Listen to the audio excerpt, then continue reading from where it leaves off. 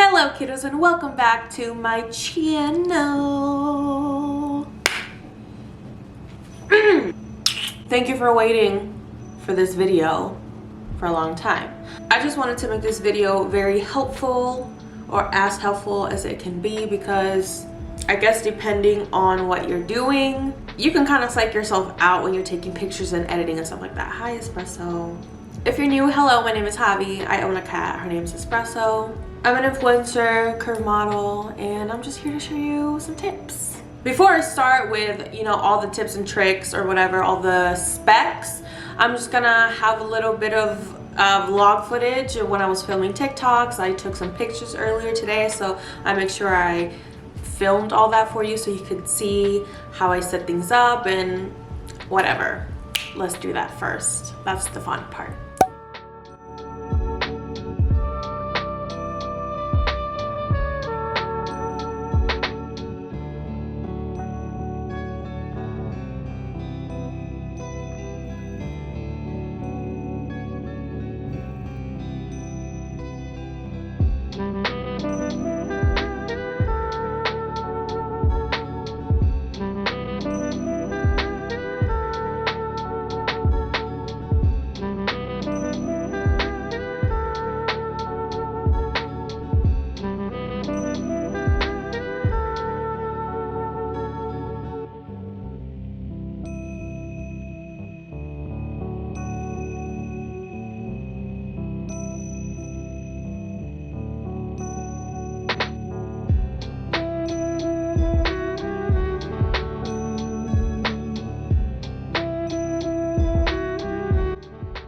Okay, so now that you kind of understand how I do things, I always make sure I have a tripod. Right now, everything I do is done at home because COVID. Obviously, I also live by myself.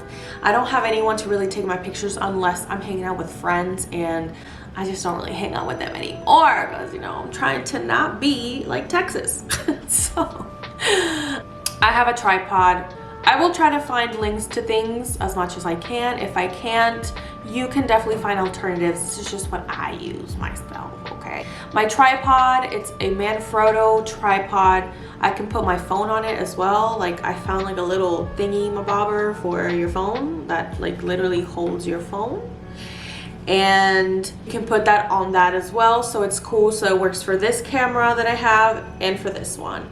And it depends on my mood, if I want to be a little bit fancy, if I'm feeling it, then I'll use this one for pictures. I'll show you some samples of what that looks like. This takes great pictures. It's great for vlogging. It's called Canon M50, just their regular lens. I'm not really using anything crazy. Then I have a phone. This is the 10R or XR, whatever.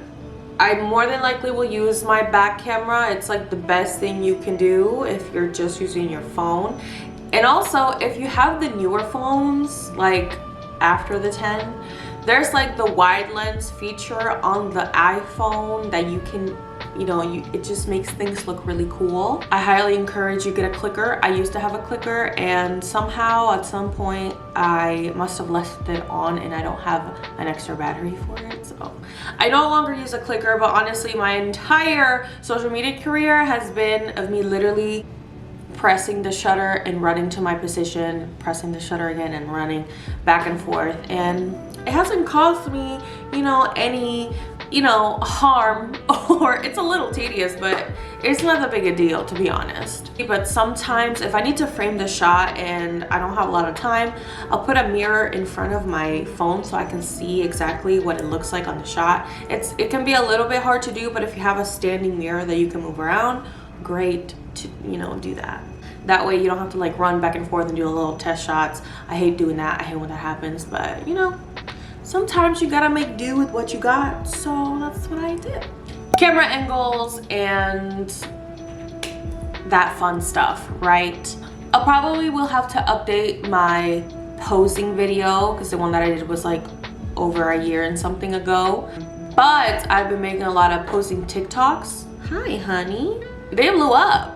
So I'm gonna tag all of them so you can kind of get an idea of how I pose, because I mean, I kind of got over the just like kind of standing and, you know, whatever. Like, I kind of like to try new things, especially if I got cute couches. Like, I want to sit and like fucking spread my leg. Like, I want to do something cool. So I usually get my ideas just from just feeling it out, to be honest. Photos that I take that I like the most are the ones where I'm kind of just moving around a lot. And I love to dance. That's just something that I've always done, so moving around like just really comes easily to me, especially if it's like a graceful thing, like, and it comes out graceful because I'm a graceful bitch. I don't know, but it's good to practice. Put on some nice music.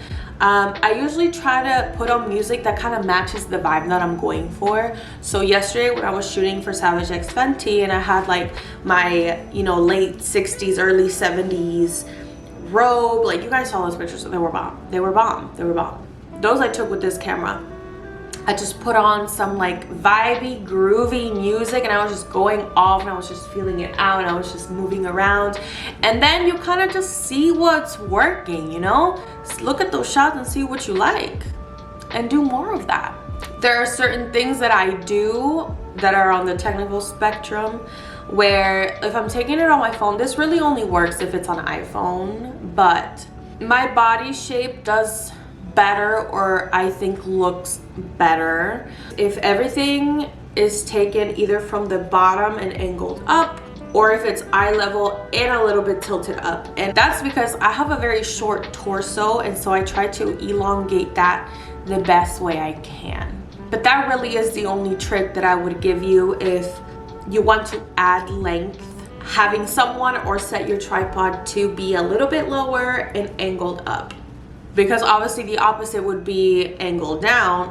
Look at my cat.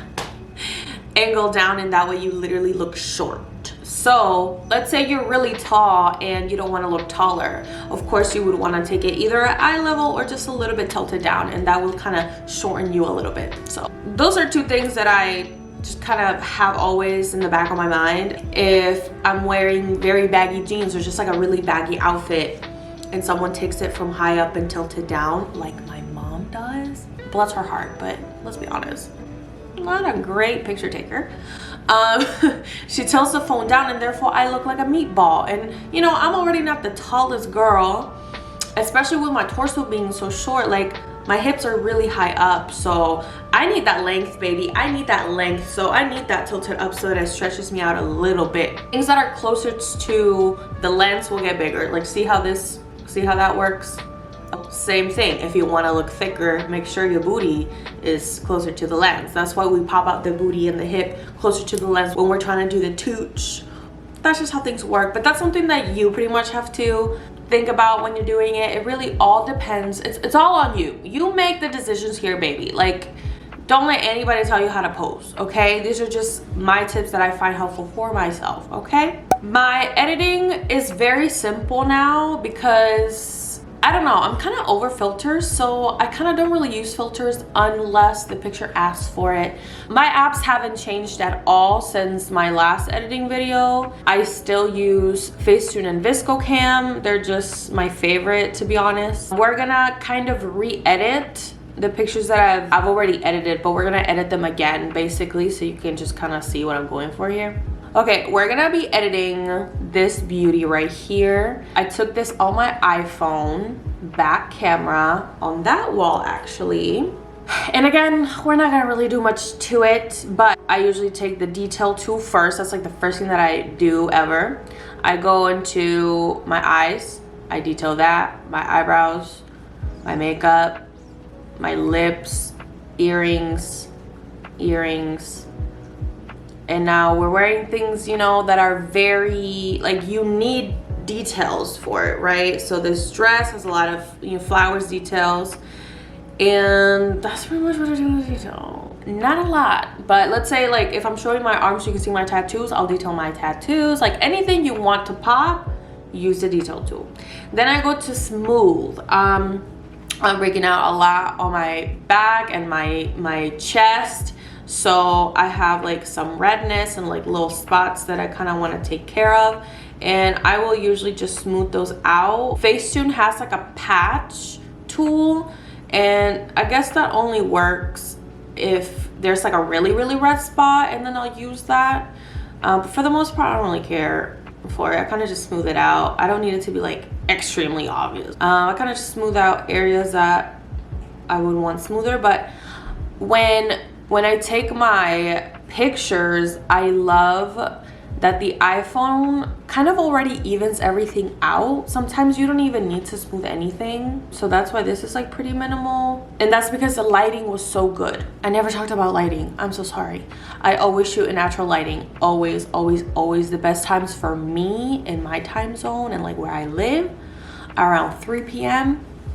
Wow, beautiful light. I'm not a huge fan of like ring lights or artificial lighting. I'm just not a fan. But yeah, we're just gonna leave that at that. We're gonna save that to camera roll. And then if you want to expand, you can go to Snapseed, and one of the tools is expand. And you'll be able to, well, I guess I'm not gonna expand my legs, it's gonna look stupid, but we're gonna expand to the side, and it just adds background so that you can, you know, get the ratio for Instagram. That's something to think about. And then you could smooth out the background a little bit because it does look a little bit patchy sometimes, but you can do that as well. As you can see, I have other editing apps, but I literally don't even use them. I've used Prequel like last year in the summer. I used Prequel. It was okay, but I just don't really see myself reaching for it anymore. We're gonna go to Viscocam. I don't like this like new update that they got. It was a little weird, but whatever. Usually I fix lighting and all the cool shit before I filter it, if I want to filter it, okay? But right here we can up the exposure a little bit. I always do that. I sharpen it. Boom. Saturation, we saturate. See how you can already tell there's like a big difference already. White balance, we're gonna make her a little warm, okay? Sometimes I add a little green, but this picture already has green because of my dress and everything, so we're gonna do that.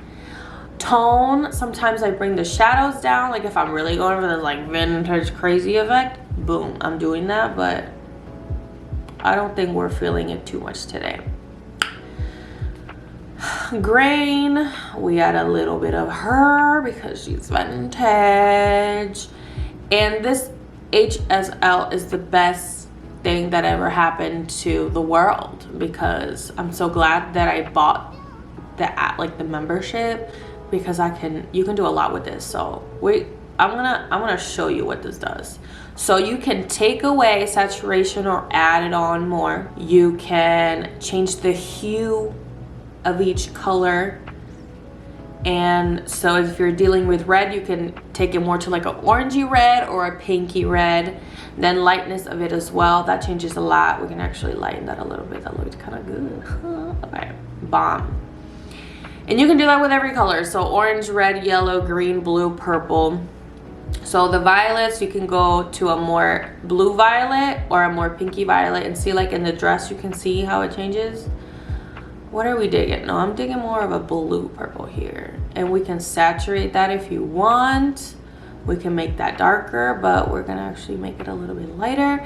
For the green, again, it changes the colors. You can go to a more yellow green or a more blue green. So it's just a really cool thing, especially if you have, oh, look at that. It turned neon. You can really change the vibe of your picture if you're, you know, really playing around with this. So this looks bomb. I love it. And then the yellow, you have to be careful with the yellow because everyone has, you know, undertones. I have a very yellow undertone. So if I take away that yellow, she looks dead, okay? So we can even, I usually don't amp up the yellow because it tends to look awkward. So I don't love that. But sometimes I darken it, or I make it a little bit lighter. But we're changing the hue a bit to a more orangey yellow. And you can darken it or you can make it lighter. We're not gonna make it lighter because that light source is making my dress look light on that side. So -1. That looks so much better. Are you kidding me? Boom. Sometimes I just leave it like that, as it is, no filter. But in these series, I did the V8 filter because, wow, are you kidding me? Are you joking? Do you see this? Amazing. But we're gonna put her down. We're gonna do like a, let's do a 2.3 because I really like 3. Boom! And that's it. Do you see this before and after? It looks amazing. I'm living for it. That's it. Then I save it and boom, post it. And we're good to go. This is just how I do things. I used to do a lot more before and I just don't really care that much anymore. And I think we all should try to not care that much either, especially in the editing side of things. I think for me, editing now is more so either 2 things: going for a vibe and just color correcting to what I want to see. And that's just making colors more vibrant, making things more sharpened, things to have more character, more life into them. And that's it. I just don't really care to do anything else. Like I'm not a photographer. I wanna look and feel good, and I want the picture to look and feel good. That's just my personal preference at the moment. It's definitely changed over the years because before I used to do a lot more. I used to whiten shit so much. I used to go above and beyond for this. It's not necessary. It's really not necessary. I really want to make things look like how they look to me in real life,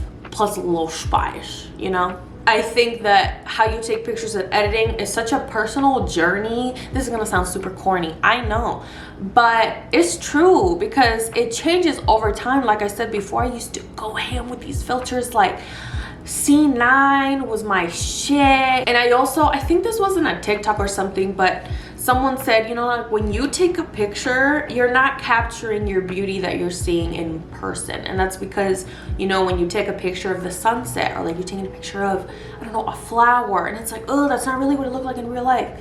Duh, because it's a phone. It's never gonna capture the true essence of you or the background or whatever you're taking a picture of. So always keep that in mind. This is literally a device, okay? It's not gonna capture you. But, you know, keep it simple and keep it fun. Like, don't make this seem like it's a task to do. If you already enjoy taking pictures, it's cool to kind of just see what works for you and what doesn't. So I hope this helped you figure it out. That's it for my video. I hope you all enjoyed. Subscribe, and I hope you're having a wonderful day or a wonderful night whenever you're watching this. And I'll see you in the next one. Bye.